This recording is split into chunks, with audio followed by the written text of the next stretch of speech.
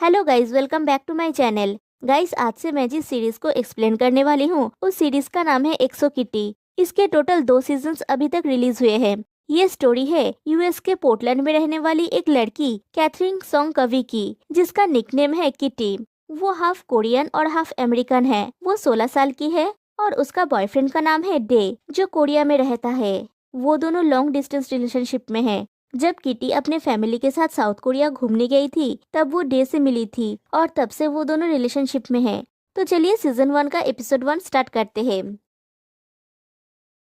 Episode 1 के शुरुआत में दिखाया जाता है किटी एक स्विमिंग पूल में बैठ के अपने बॉयफ्रेंड डे के साथ वीडियो कॉलिंग पे बात कर रही है, लेकिन सिग्नल बहुत वीक होने की वजह से ठीक से बात नहीं हो पाती। वो आसपास सारे कपल को एक साथ चिल करते हुए देखती है तो डे को और ज्यादा मिस करती है।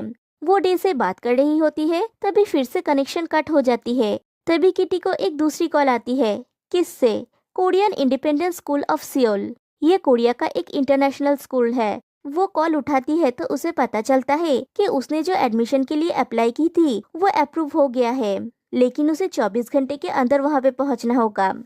किटी अपने डैड और ट्रीना, जो उसकी स्टेप मॉम है, बाय द वे ट्रीना बहुत अच्छी है। एनीवे, किटी उन दोनों को समझाती है कि उसका और डे का प्यार सच्चा और अटूट है। और दूसरी बात, जब वो ग्रैंडमा और ग्रैंडपा के घर उनका एटिक क्लीन करने गई थी, वहाँ पे उसे उसकी मॉम का बहुत सारा सामान मिला था और उसे पता चला था हाई स्कूल की जूनियर ईयर में वो कोरिया की बोर्डिंग स्कूल में पढ़ने गई थी। और उसके ग्रैंडमा ने बताई थी कि उन्हें एक स्कॉलरशिप मिली थी जिसके जरिए अब्रॉड में रहने वाले कोरियंस अपने कल्चर को जान सके। तो जब वो वहाँ पे बैठ के उन सामान को देख रही थी तब उसे अचानक एक आइडिया आया। वो स्कूल दुनिया की टॉप इंटरनेशनल स्कूल्स में से एक है और ये वही स्कूल है जहाँ पे डे पढ़ता है। किटी कहती है कि उसने किस में अप्लाई किया और उसे एडमिशन मिल गया और उसे उसकी मॉम वाली ही स्कॉलरशिप मिली है। वहाँ पे जाने से उसे अपने मॉम को और भी करीब से जानने का मौका मिलेगा। पहले तो उसके डैड राजी नहीं होते, लेकिन किटी और ट्रीना मिलके उन्हें मना लेते हैं। किटी एयरपोर्ट पहुंचती है। वो बहुत एक्साइटेड है कोरिया जाने के लिए। वो अपने बड़ी बहनों को टेक्स्ट करके कहती है कि वो किस में पढ़ने जा रही है। वो कहती है कि वो सिर्फ एक लड़के के लिए ये नहीं कर रही है, ये वो खुद के लिए कर रही है। तभी एक हैंडसम कोरियन लड़के को दिखाया जाता है। वो लड़का जाते वक्त उसके बैग से किटी को धक्का लगता है। किटी कुछ बोलने जाती है, तभी उसके बैग पे किस का टैग देखती है तो वो फिर से एक्साइटेड हो जाती है और कहती है वो भी किस में पढ़ने जा रही है। लेकिन वो लड़का बहुत रूड बिहेव करके वहाँ से चला जाता है। किटी अपने बहनों को फिर से मैसेज करती है कि उसके जाने का आधा रीजन डे ही है, क्योंकि अच्छे लड़के आसानी से नहीं मिलते।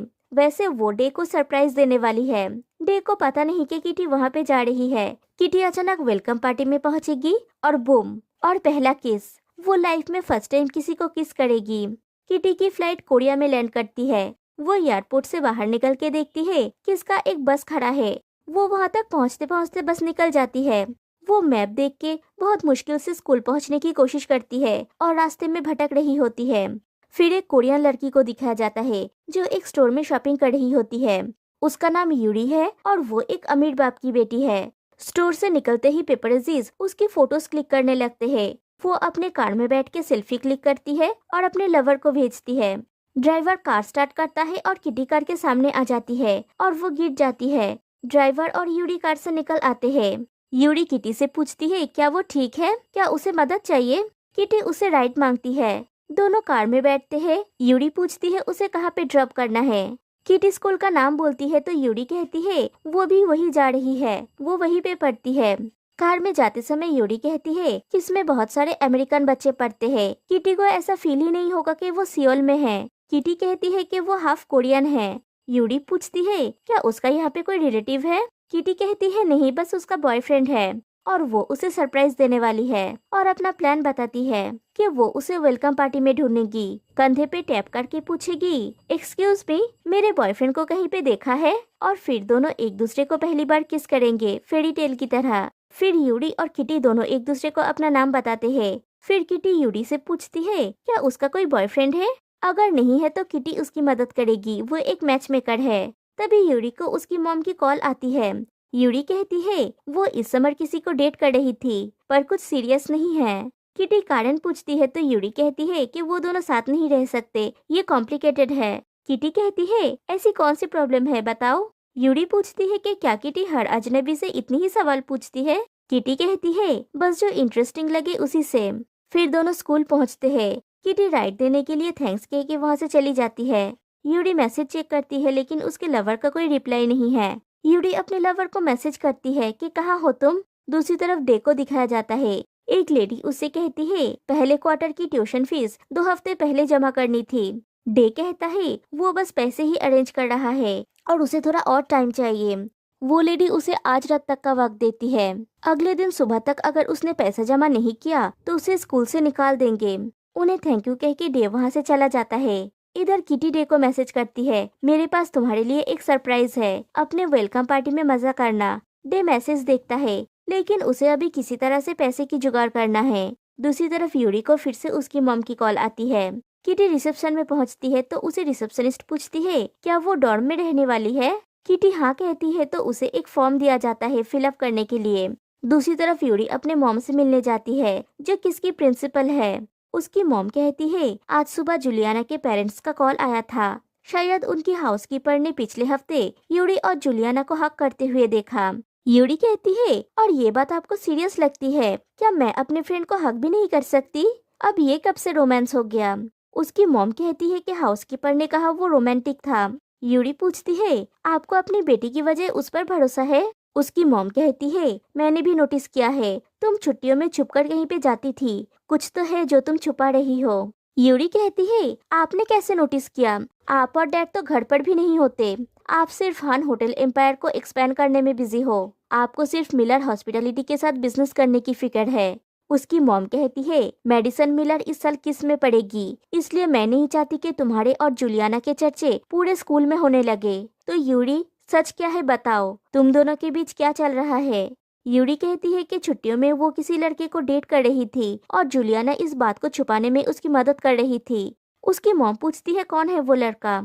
यूरी कहती है कोई, आप और डैड उसे पसंद नहीं करेंगे, इसलिए प्लीज जूलियाना के पेरेंट्स को कॉल कीजिए और बताइए कि उन्हें गलतफहमी हुई है। उसकी मॉम कहती है कि अभी उन्हें कुछ काम है, वहाँ से फ्री होकर वो जूलियाना के पेरेंट्स को कॉल करेगी और यूरी से कहती है उस मिस्ट्री बॉय से जल्दी से मिलाने के लिए। उसके बाद यूरी की मॉम बाहर लॉबी में आती है। उनका नाम जीना है। वो किसी से बात कर रही होती है, तभी किटी की नजर उन पर पड़ती है। वो अपनी मॉम की एल्बम देखती है तो देखती है उस फोटो में उसकी मॉम के साथ जीना ही है। वो जीना के पास जाती है और पूछती है क्या आप 90s में इसी स्कूल में पढ़ती थी? जीना कहती है सही कहा, 94 के बैच में, और अभी इस स्कूल की प्रिंसिपल हूँ, प्रिंसिपल लिम। किटी अपना नाम बताती है, फिर कहती है शायद मेरी मॉम आपके बैच में ही पढ़ती थी, उनका नाम है इफ सॉन्ग, और फोटो दिखाती है। लेकिन जीना थोड़ा वियर्ड बिहेव करके काम का बहाना देके वहाँ से चली जाती है। फिर किटी डॉर्म में अपने रूम में पहुंचती है, लेकिन रूम में तभी कोई नहीं होता। वहाँ पे एक डॉर्म रूम में 2 बेडरूम्स हैं और दोनों में 2-2 करके बेड्स हैं। वो एक बेड खाली देखती है और वहाँ पे लेट जाती है। तभी उसे उसके डैड की कॉल आती है। उसका डैड पूछते हैं सब कुछ कैसा है?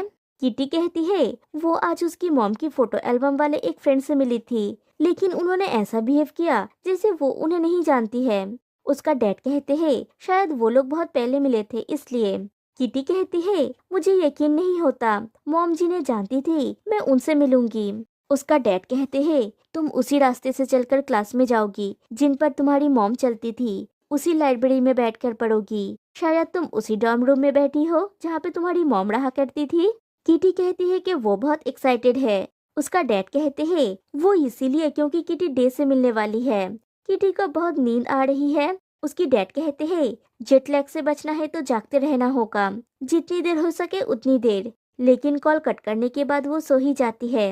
अलार्म की आवाज से उसकी नींद टूटती है और वो देखती है उसके पास ज्यादा समय नहीं है। फिर वो नहाती है और रेडी होकर वेलकम पार्टी में पहुंचती है। वो अपना फोन चलाते हुए जा रही होती है और एक लड़के के साथ उसका धक्का लग जाता है और ये वही एयरपोर्ट वाला लड़का है। उस लड़के का नाम है मिन्हो। मिन्हो कहता है वेलकम टू किस। उसके पास वाला लड़का कहता है बुरा मत मानना, वो ऐसा ही है। तभी पार्टी में एंट्री होती है डे की, एक हीरो की तरह, बहुत हैंडसम और एक कीमती सूट पहने हुए। किटी और डे एक दूसरे को देखते हैं। डे किटी को देख के सरप्राइज्ड है और किटी सोच रही है ये सपना नहीं है, वो सामने है, मैंने सोचा भी नहीं था कि ये इतना हैंडसम हो जाएगा। दोनों दौड़ते हुए एक दूसरे के पास जाते हैं। किटी पूछती है क्या तुम्हें अपना सरप्राइज पसंद है? डे कहता है ये भी कोई पूछने की बात है, लगता है मैं सपना देख रहा हूँ। किटी कहती है कि उसने किस में एडमिशन ले ली, अब वो लोग पूरा 1 साल साथ में बिता सकते हैं। दोनों एक दूसरे को हक करते हैं। फिर किटी कहती है अब हम किस करेंगे। डे कहता है रुको किटी, मुझे तुम्हें कुछ बताना है। तभी यूरी आके डे का हाथ पकड़ती है। किटी सोचती है इसका हाथ डे के हाथ में क्यों है, और यूरी से पूछती है इसी के बारे में तुम कार में बता रही थी। यूरी कहती है हाँ ये मेरा बॉयफ्रेंड है। किटी की पूरी दुनिया बिखर जाती है, वो वहाँ से चली जाती है। डे उसके पीछे जाने वाला होता है लेकिन यूरी उसे रोक लेती है। किटी पार्टी से जाने लगती है और एपिसोड 1 यहीं पे एंड हो जाती है। तो गाइस कैसा लगा आपको इस सीरीज का फर्स्ट एपिसोड, कमेंट करके बताइएगा। तो फिर मिलते हैं नेक्स्ट वीडियो में, तब तक के लिए बाय बाय।